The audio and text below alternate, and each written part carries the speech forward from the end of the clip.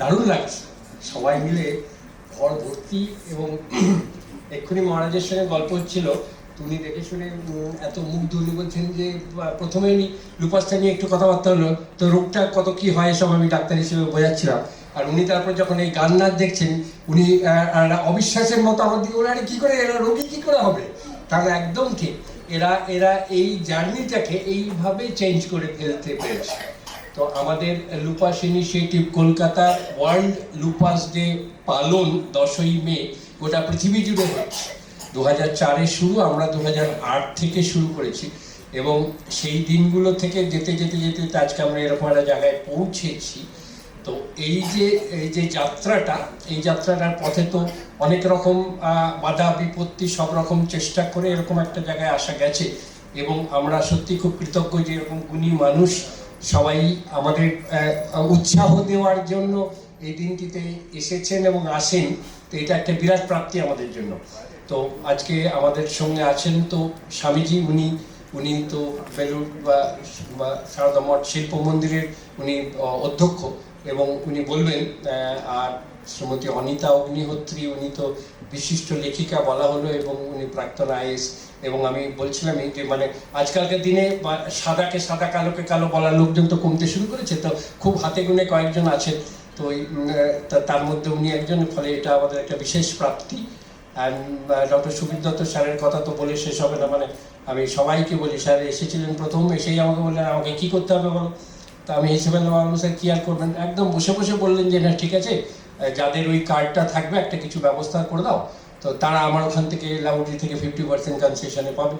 তো সেইটা চলছে এবং মাঝখানে কিছু টেকনিক্যাল অসুবিধের জন্য হচ্ছিল। তো আমি ম্যাডাম যিনি এখন দেখছেন ক্লিনিকটা, তাকে বললাম, মানে উনি আর দ্বিতীয় কোনো আলোচনার মধ্যে গেলেন না।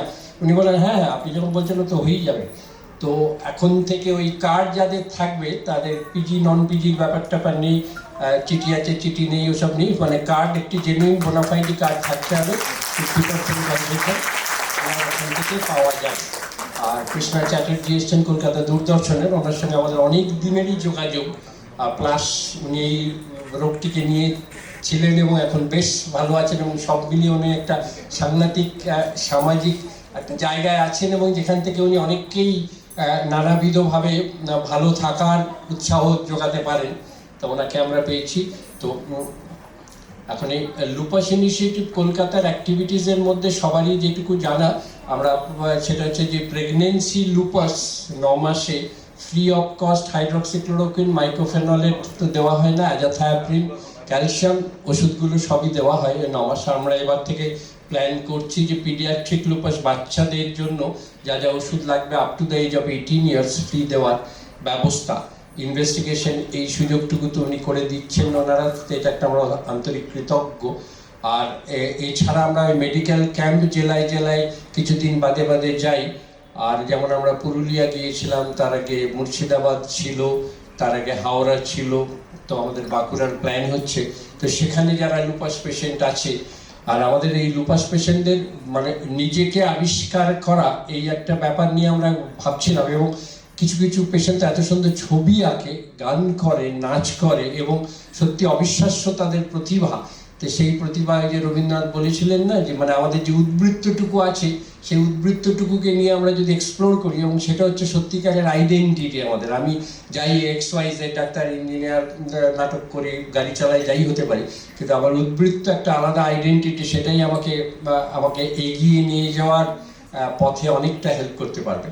তো কিন্তু একটা জিনিস আমাদের বারে বারে বলার ভাবার, সেটা হচ্ছে যে ভালো লুপাস একজন যদি ভালো নেই লুপাস দুজনকে হাত ধরে তবেই ব্যাপ্তিটা আরও বাড়তে পারে।